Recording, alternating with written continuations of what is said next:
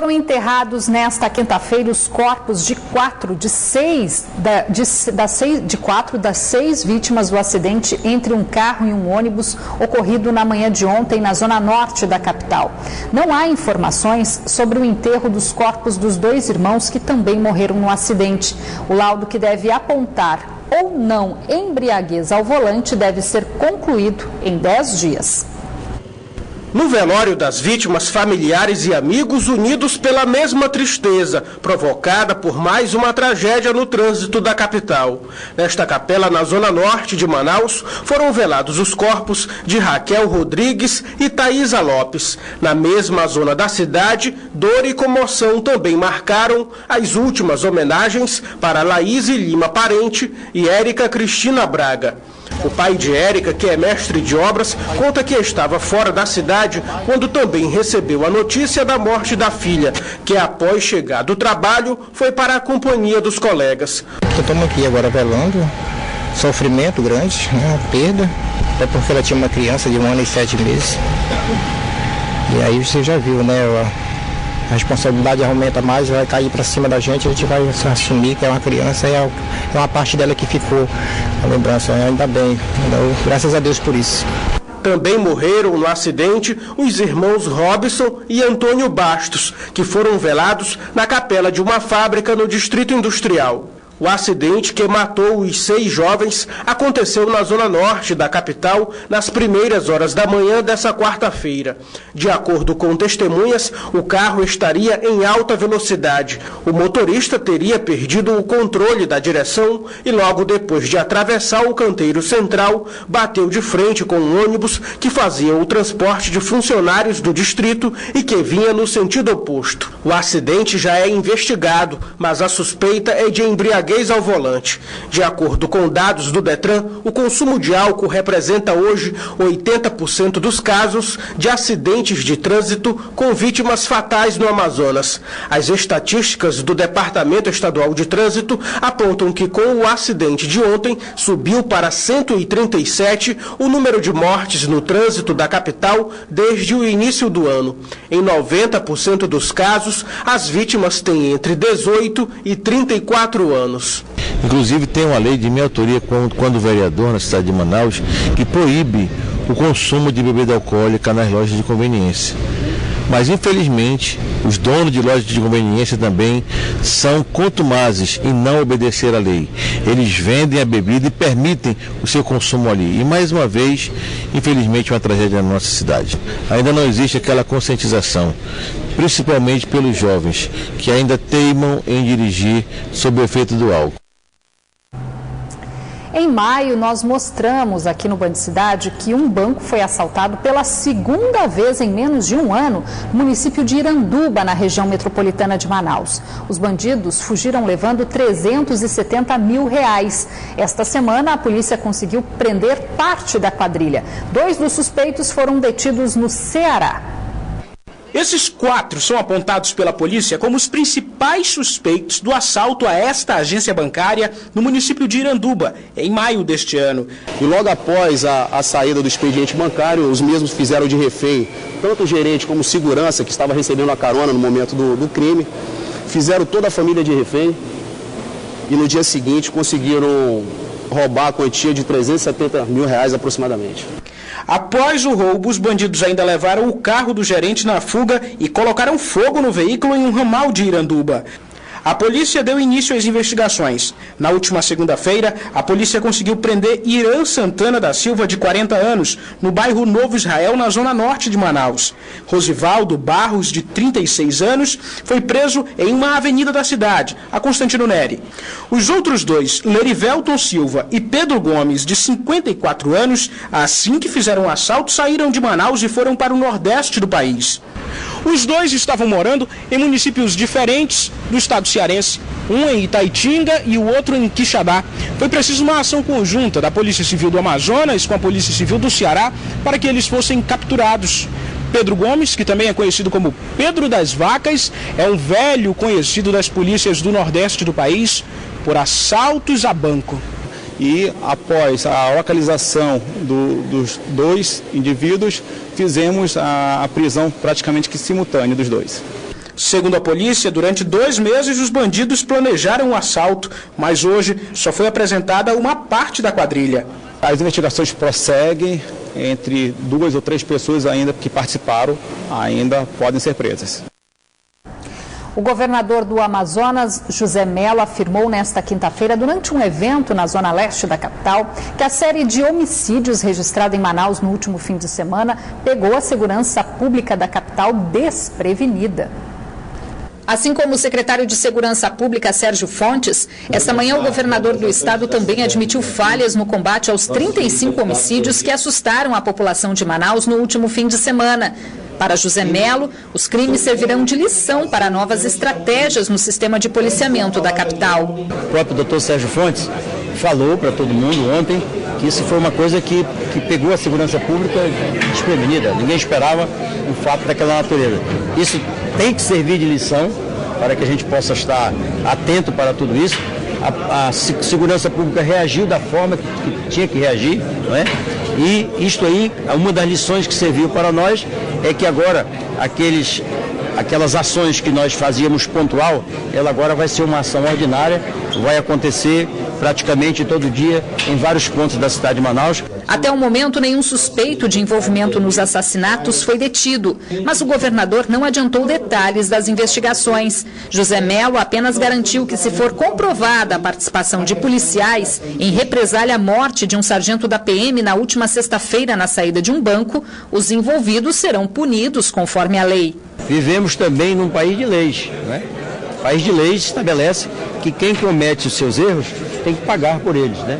E a polícia militar, a polícia civil, eu, o governador, nenhum de nós está livre disso aí. Então, cada um que pagar pelos seus erros, que fizer os seus erros, vai pagar por eles. O governador também não descartou a possibilidade das mortes terem sido motivadas pela disputa no tráfico de drogas entre facções rivais, já que, segundo a Secretaria de Segurança Pública do Amazonas, mais de 60% das ocorrências registradas no estado estão relacionadas com esse tipo de crime. Fazer segurança pública numa região cercada por produtores de entorpecente, corredor de entorpecente, é muito difícil, porque 63% em média das ocorrências da segurança pública tem a ver com o tráfico de droga. Por isso, nós estamos atacando o tráfico de droga até lá na área de fronteira. E o resultado de tudo isso são reações normais. Esses fatos aí nós estamos apurando ainda, eu não quero adiantar nada. Mas tudo isso faz parte de um contexto maior que tem a ver, sobretudo, com esse trabalho incessante que nós estamos fazendo em relação ao tráfico de droga.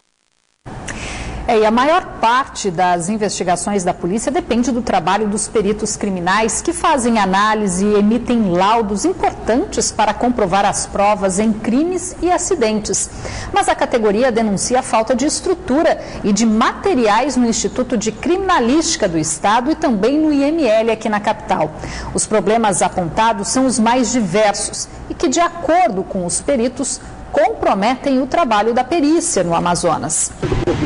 Segundo esse perito legista, no IML não é só a falta de gavetas para o armazenamento de corpos que preocupa. O profissional afirma que mesmo sem a devida estrutura para a identificação das vítimas, a liberação é feita sob pressão, o que para ele induz ao erro. Difícil de tornar principal algum quando todos influem no resultado final. Mas a verdade é que a falta de um aparelho de radiografia simples, de um aparelho de raio-x no Instituto de Medicina Legal, dificulta que nós achemos projéteis de arma de fogo, dificulta que nós diagnostiquemos lesões estruturais que são muito melhor vistas no exame radiográfico do que inclusive com o corpo aberto, dificultando muito e demorando muito mais, fazendo com que demore muito mais o nosso exame de necrópsia. Além disso, a questão da identificação.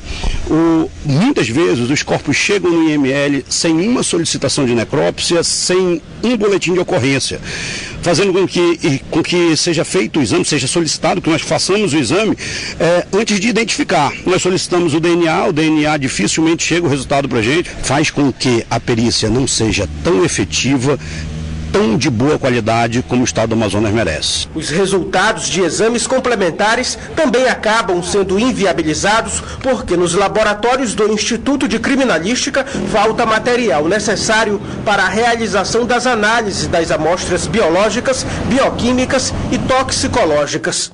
No caso dos exames de alcoolemia, são aproximadamente 50 requisições por mês que chegam ao IC. Por lei, o exame é exigido para qualquer caso de acidente de trânsito com vítima fatal. Mas em Manaus, o teste não está sendo feito há meses. O problema é que a gente às vezes não tem o equipamento em funcionamento ou não tem um insumo. A perícia no Amazonas ela é basicamente tocada com recursos do governo federal. O governo federal equipa, compra equipamentos caros, equipamentos da ordem de milhões de reais, e o governo do estado deveria oferecer a contrapartida, que é suprir os insumos, a manutenção e a instalação dos equipamentos. Infelizmente, essa parte do governo estadual ela ainda não é satisfatória. Hoje o teste de alcoolemia não pode ser feito porque um item chamado vial, que vem a ser um recipiente, um frasco de vidro onde vai depositar a amostra, né, coletada da vítima, para que ela possa ser submetida ao equipamento. Esse item, que é o vial, esse vidrinho, não tem, está faltando. Foram recebidas algumas unidades que já vieram com equipamento, que foi doado pelo governo federal. Essas unidades acabaram há 3 meses. A falta do produto também deve inviabilizar a análise das amostras para o exame de alcoolemia do motorista do acidente entre um carro e um ônibus na manhã de ontem, onde 6 pessoas morreram na hora. Um problema já enfrentado em outras ocorrências, como a tragédia entre o micro-ônibus e uma caçamba que matou 15 pessoas em março do ano passado. Na época, o exame que apontou que o motorista da caçamba dirigia sob efeito de droga teve que ser feito fora do estado. Ainda segundo os peritos criminais, um produto que chegou recentemente não serve para o teste e teve que ser devolvido. Além da falta de estrutura no Instituto de Criminalística, no IML e também no Instituto de Identificação, todos ligados à Polícia Civil e subordinados ao Departamento de Polícia Técnico-Científica do Amazonas, o sindicato da categoria denuncia a desvalorização do profissional. O ano passado foi aprovada uma lei, a 4.059, que da reestruturação da Polícia Civil. E foi colocado os delegados, investigadores, escrivães e os peritos ficaram de fora. Então hoje nós estamos brigando e pedindo que o governador assuma a promessa de campanha e nos inclua na lei. Nós não estamos querendo aumento salarial, estamos querendo que nos inclua na lei. O Instituto não tem orçamento próprio? Não, o Instituto não tem orçamento. Esse orçamento é colocado junto com o da Polícia Civil. E pelo que nós sabemos é 300 mil no ano. Quer dizer, não dá para se fazer nada com esse orçamento. Por meio de nota, o Departamento de Polícia Técnico-Científica, vinculado à Secretaria de Segurança Pública do Estado, informou que o material que os peritos alegam estar em falta está, sim, disponível no Instituto de Criminalística para a realização do exame nas vítimas do acidente de ontem, por exemplo. O laudo será entregue no prazo de 10 dias. A SSP também admite que há necessidade de melhorias, inclusive na estrutura física para a perícia no Amazonas, mas garante que projetos já estão em andamento. O laudo da perícia apontou que o motorista de ônibus que atropelou um ciclista há 2 meses na Avenida Djalma Batista, aqui na capital, fez uma ultrapassagem irregular e, por isso, ele deve responder por homicídio culposo. Caio Fonseca. O laudo da perícia apontou que o motorista Robert Mota, que conduzia o ônibus da linha 440 da empresa Líder, foi quem causou o acidente que resultou na morte de seu Antônio Simão de Lima Araújo, de 61 anos, um ciclista que passava pela Avenida Djalma Batista no dia 21 de maio deste ano. Aqui ao meu lado, o delegado Luiz Humberto. Doutor, o motorista do ônibus causou acidente porque desrespeitou uma norma do Código de Trânsito Brasileiro. É uma lei, no Código 201, é isso? É verdade. O artigo 201 do Código de Trânsito diz que na ultrapassagem por ciclista ele tem que dar uma distância de 1,5 metro. E por isso o laudo diz que a causa determinante foi realmente o motorista que na ultrapassagem ele não guardou essa distância na hora da ultrapassagem. Agora, como é que funciona a partir desse momento? O que vai acontecer? O laudo e o inquérito já foram encaminhados à Justiça? Olha, o inquérito foi encaminhado no dia 29 de junho. O laudo chegou depois, mas já foi encaminhado para a Justiça, ficando aguardando agora pela sentença, que a Justiça irá determinar o que vai acontecer com o motorista. Delegado Luiz Humberto, muito obrigado pelas informações. Caio Fonseca, para o Band Cidade. A Delegacia Especializada em Homicídios e Sequestros apresentou esta tarde o taxista Madison Maciel dos Santos, de 23 anos. Ele é suspeito de envolvimento na morte de um universitário de 33 anos, ocorrida em janeiro, na zona oeste da cidade. Segundo a polícia, o crime teria sido motivado por uma briga iniciada após uma colisão no trânsito. A vítima, que morreu com golpes de canivete, foi seguida até o Porto do São Raimundo por Madison e um comparsa que já foi preso em março. Após o crime, o taxista teria fugido para Apuí. Ainda segundo a polícia, outras pessoas ainda são investigadas por possível participação no caso. Madison foi indiciado por homicídio qualificado por motivo fútil e encaminhado à cadeia pública. Foi assinado na manhã de hoje o marco regulatório que estabelece regras para a pesca manejada do pirarucu, um dos peixes mais nobres da região. A regulamentação inédita no país, além de garantir a preservação da espécie, também deve dobrar nos próximos anos o número de unidades de manejo do peixe aqui no estado, melhorando a renda dos pescadores. O decreto que define o marco regulatório do manejo do pirarucu foi assinado na manhã de hoje pelo governador do Amazonas e pelo secretário de Estado de Produção Rural na sede do IFAM, na zona leste de Manaus. A medida disciplina a contagem e as autorizações da pesca em áreas protegidas que até então eram realizadas de forma artesanal. Com a normatização das regras, o governo do estado espera incentivar a industrialização do peixe. Com isso, além do filé do pirarucu, outras partes do pescado também poderão ser usadas como matéria-prima para a fabricação de outros produtos. As escamas para entrar na biojoia e a carne, enfim, que tem uma aceitação mundial muito grande. Se você for hoje na Ásia, sobretudo no Japão, você vai ver naqueles restaurantes mais chiques, está lá um sushi feito do nosso pirarucu. Inicialmente, 3.400 pescadores devem ser beneficiados com a medida. A regulamentação do manejo do pirarucu é inédita no Brasil e também ajuda na preservação da espécie, já que estabelece regras, como a proibição da pesca de filhotes e o limite de coleta de apenas 30% do total de peixes por unidades de manejo. A gente sabe que o manejo ele vem crescendo, a gestão participativa é importante porque o pescador passa a ser o protagonista não só da pesca, mas também da comercialização. Você diminui a relação com o atravessador, fica mais próximo do consumidor e uma coisa importante, passa a ter volume. Atualmente, o manejo do pescado é realizado em 21 municípios, mas de acordo com o governo do estado, o modelo deve ser levado para mais 3 ainda este ano. Com a regulamentação, a expectativa é que o número de unidades suba para 50 em 2 anos. Com isso, a produção de 1.750 toneladas poderá chegar a 5.000 toneladas por ano. O pirarucu é uma espécie hoje que é proibida pelos órgãos ambientais a sua captura durante o ano todo. Mas ela é permitido o manejo. E é uma técnica que começou de forma pequena, com 4 comunidades, 5 comunidades. Hoje nós crescemos significativamente. Por quê? Porque ela aumenta o estoque do peixe. Nós só capturamos 30% do peixe adulto e o restante ele fica na natureza. Esse ano, a nossa perspectiva é que ela tenha um movimento econômico e retorno para os pescadores de 7 bilhões de reais. A nossa meta para 2018 é chegarmos a 40 milhões de reais. O governo do Amazonas concedeu esta semana a primeira licença ambiental prévia para uma empresa iniciar a exploração de potássio em Altazes. No local onde deve ocorrer a exploração, foram feitas coletas que comprovam uma reserva de mais de 800 milhões de toneladas. A licença, emitida pelo Instituto de Proteção Ambiental do Amazonas, é o primeiro passo para tirar do papel o projeto de exploração do potássio para a produção de fertilizantes. A expectativa é que o Amazonas possa atender até 25% desse mercado. As obras do complexo industrial de extração e tratamento do minério começam no ano que vem, mas o início dos testes da mina está previsto para 2019. Vamos saber agora a previsão do tempo para esta sexta-feira aqui na capital e também no interior.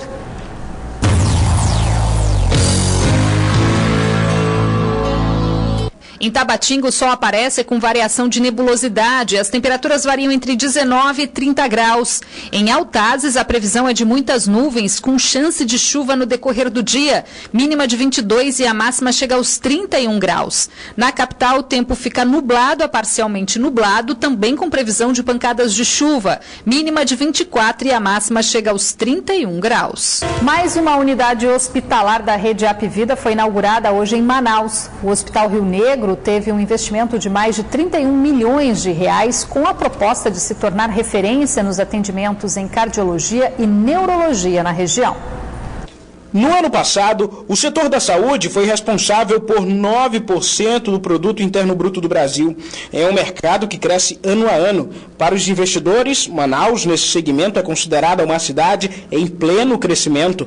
A rede Apvida inaugurou hoje o Hospital Rio Negro, no centro histórico da capital. A nova unidade hospitalar adulto de alta complexidade servirá de referência no tratamento de pessoas com doenças cardíacas e neurológicas. Eu penso que a inauguração desse hospital é um presente para o estado do Amazonas e para Manaus. A gente está disponibilizando um hospital com um projeto moderno, um projeto novo, um projeto que ele agrega não só as questões de acolhimento, as questões de atender o paciente do jeito que ele merece, como também as questões de tecnologia. O investimento no terceiro hospital da rede em Manaus é de 31 milhões de reais. Com equipamentos modernos, a unidade de terapia intensiva prestará um atendimento mais humanizado, dizem os diretores. O mercado do Amazonas foi identificado por nós há 10 anos atrás e hoje, 10 anos depois, nós estamos abrindo a nossa terceira unidade. Nós temos mais de 150 mil vidas aqui no estado e esse é um estado promissor. Nesta quinta-feira foi inaugurada somente a primeira etapa do hospital, com 80 leitos. Quando a segunda etapa entrar em funcionamento, o Hospital Rio Negro contará com 120 leitos. Uma joalheria dentro de um shopping na zona centro-sul de Manaus foi assaltada na tarde de hoje. Os detalhes com Orestes Litaif.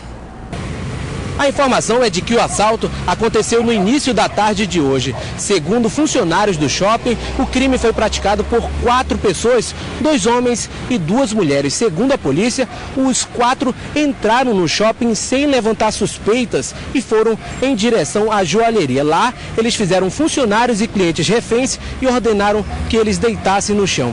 Quem presenciou a cena ficou com medo.